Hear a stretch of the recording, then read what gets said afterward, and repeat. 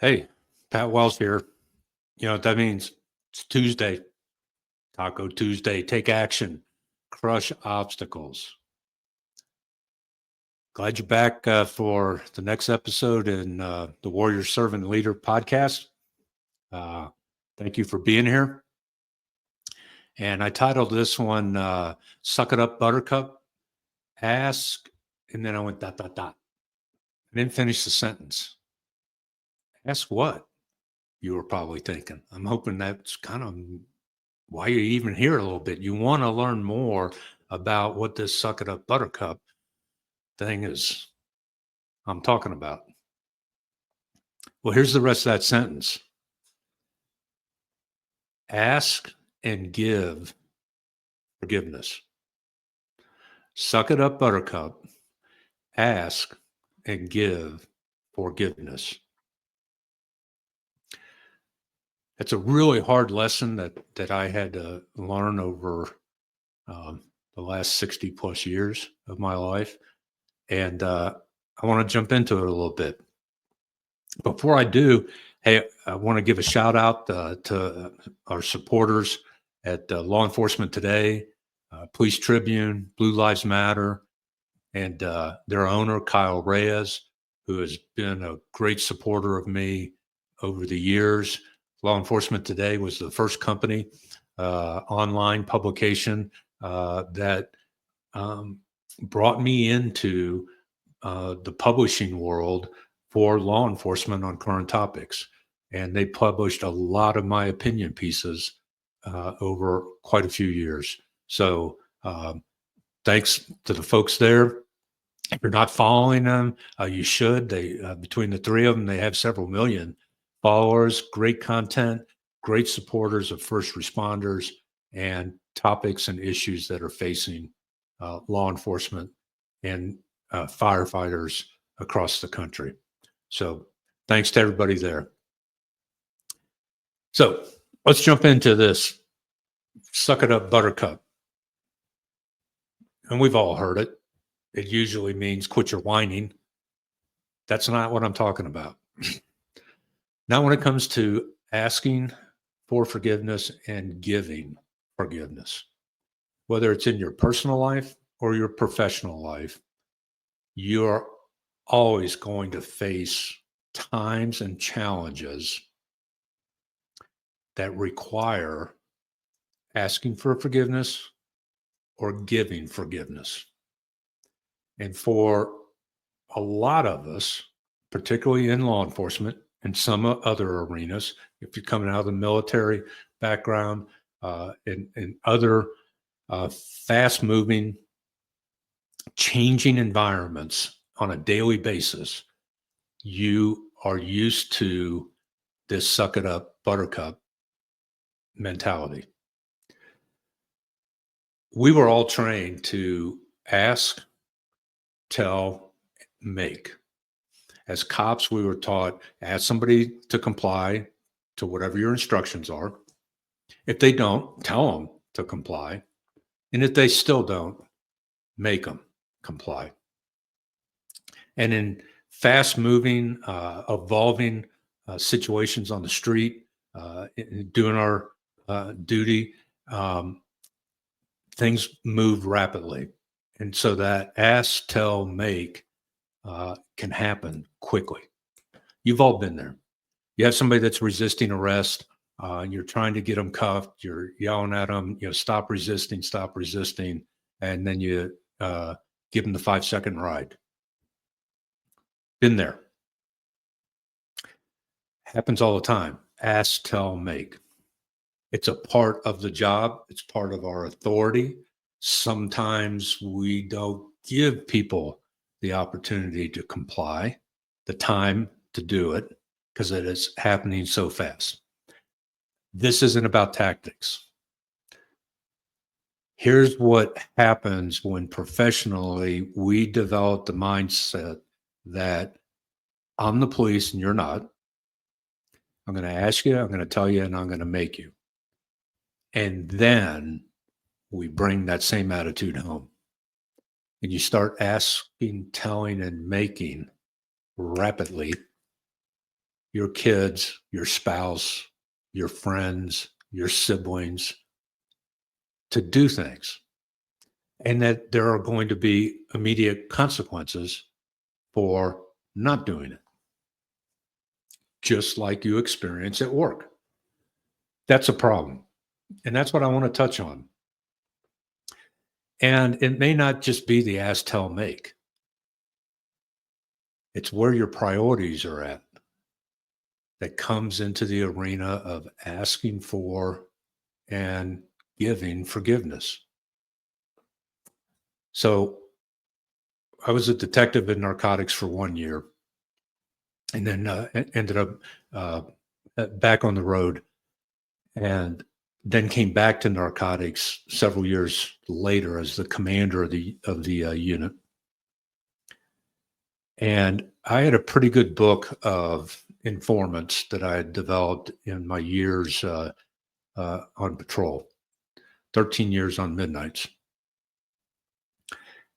And I would either get pages before we had cell phones, text messages, get cell phone calls from informants, and I always took the call. I always responded to the text, whether I was on duty or off duty. And I did it while I was on vacation with my family, sitting on the beach. And it wasn't until years later that my wife, now of 44 years, confided in me that for a vast majority of my career, she felt like a single parent raising our 5 kids because I prioritized my job over my family when I wasn't at work, off duty, on vacation, on a beach, that I was taking and making calls to informants and doing police work. And it wasn't until it's only been in the last 10 years that she confided that in me. I never knew it. She took the suck it up buttercup and kept quiet about what she was suffering through. That's my fault. That requires me apologizing and asking for forgiveness. And this is a lesson I've learned. If you turn a blind eye to a problem or an issue that you know about or you should know about, but you just don't want to know about, well, if I don't look, I don't deal with it, maybe it'll go away, or don't tell me what the problem is. Well, if you turn that blind eye to a problem or an issue, eventually you become blind in both eyes and people suffer. And where there is suffering, there's a need for forgiveness, a need for compassion, a need for empathy. And whether it's asking for forgiveness or giving it. So, on a personal, professional kind of scenario, that's what it can look like. It may not just be your family. That on Sunday, man, I'm sucking up that overtime. It's an easy gig. It's a traffic post. It's whatever it is. It's an easy overtime. I'm going to pad that paycheck. I'm going to pad that pension retirement down the road, and something's got to give. And what's going to give is, hey, I don't really need to go to church today. I'll say a prayer when I'm at work. And your spouse and your kids are going to church without you. And you prioritized that paycheck, that job over your relationship with God, your relationship with your family. The example you are setting for your kids is, well, there's other things more important than coming together with faithful other Christians and celebrating Mass. So, forgiveness. When I came to that realization at a certain point in my career and in my life, uh, that day, that Sunday in Mass, I quietly, prayerfully asked God to forgive me. Now, here's where it's going to get even a little bit stickier. What were some of the last words that Christ spoke from the cross? I'll tell you. Father, forgive them, for they know not what they do. Dude is being crucified and killed. And he asked God to forgive them because they don't know what they're doing. We're called to do the same thing. Forgive people, whether they know what they are doing to you is intentional or accidental, or they genuinely believe they're doing the right thing at the right time, the right way, and for the right reasons. And in reality, they're not. Morally, they're not. Forgive them anyway. And then what were the last words? It is done. We have to have that mindset as well. We have to have that moral compass that it's done when we forgive someone or we ask for forgiveness. It's done. If you ask for forgiveness and they don't give it to you, it's still done. And move on. Move on with your mission in life, your vision in life, your goals, your just your life. Don't let it eat you up. I didn't know that mindset back in the mid 2000s.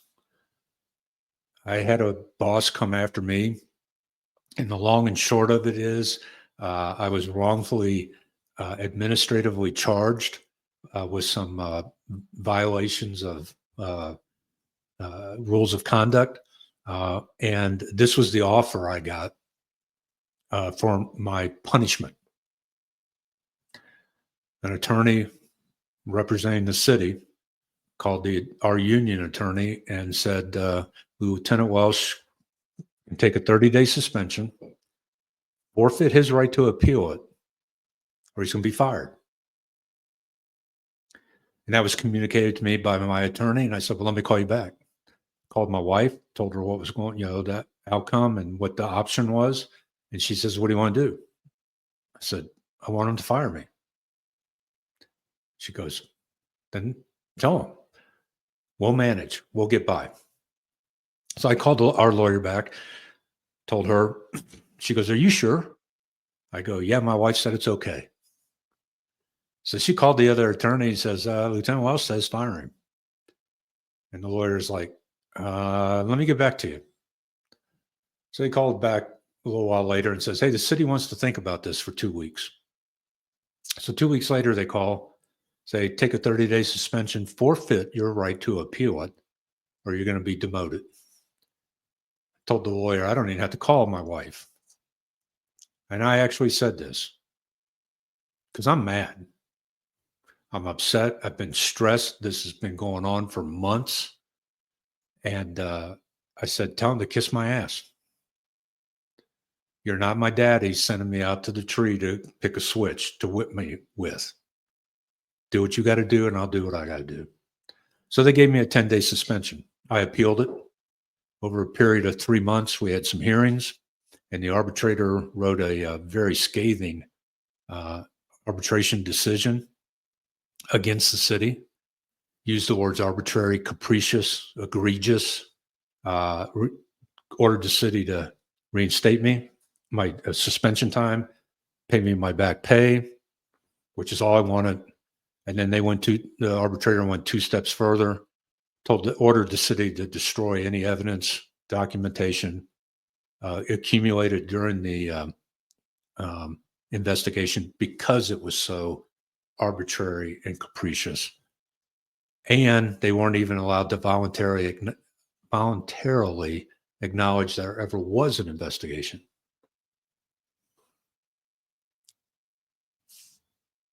That was it. It was done. I won. They paid me my money back. And for the next 5 years, I held that resentment, that anger, that animosity. I would say even verged on downright hated the people that were involved in this travesty that affected me and my family for 5 years until I learned this lesson about forgiveness. I never did go to that person or people, there's more than one, and tell them, I forgive you. They were retired by the time I learned this lesson. And I'd been promoted to a superintendent. But I held on to that anger and that hatefulness for 5 years. I was the only person being eaten up by it. The people that did this probably didn't give a rat's behind what I thought or what I felt. And they went on with their lives. They retired collecting their pensions. It was a difficult lesson to learn. And I share this story with you in hopes that if you find yourself in a very similar situation right now, is your only out, your only option is to forgive. And it is done. And I didn't go to them and tell them that I forgave them. They didn't think, I'm sure they didn't think they did anything wrong. But what I did do is quietly, in solitude of my own home, sat down and talked to God and said out loud, nobody heard me but me, that I forgive these people for what they did to me, and it's done. A huge weight was lifted off my shoulders. And when I say that, I struggled a lot. I talked to a psychologist a couple times. I had to have Xanax for sleep disorder that I developed because of all this stress that I was under. The fear of being fired and losing, a paycheck, losing benefits, all that kind of stuff, weighed on me heavily. And even when it was done and I won, I was still pissed off. And I carried that with me for 5 years. By telling myself I forgive them, I released me from that burden. I didn't release anything from them. They probably didn't feel any burden. But that's not what the point is. Sometimes we have to ask for forgiveness because we have wronged someone accidentally, intentionally. And sometimes we have to give forgiveness even if they don't know. The people that crucified Christ, they probably never even heard what he said. And even if they did hear it, they didn't believe it. They didn't care. That's not the point. It's about you forgiving someone else and quit carrying that anchor around your neck. So this is kind of a deeper topic than I normally spend time on and taking action and crushing obstacles. Maybe I should have called this Tough Love Tuesday instead of Taco Tuesday. But I hope you are inspired to give some serious self-reflection of where you're at. And do you need to suck it up and ask for forgiveness or give forgiveness? And if you do, then do it, and then it's done. Now, what might help a little bit to digest this is if you get a chance, there's a couple books out there you might want to take a look at. And one of them is called Warrior Servant Leader: Life Behind the Badge, and it's on Amazon. The other one's Warrior Servant Leader: Life Behind the Cross. It's also on Amazon. And I happen to have written both of them. And I go deeper into a lot of these challenges that I faced professionally and personally from the time I was 3 days old, put in an orphanage, and was adopted 16 months later. And I was born in Dublin, Ireland, and adopted to the United States. And growing up the life of being adopted, knowing, being the only kid in the whole neighborhood at 5.5 years old that had to go to federal court to become a U.S. citizen.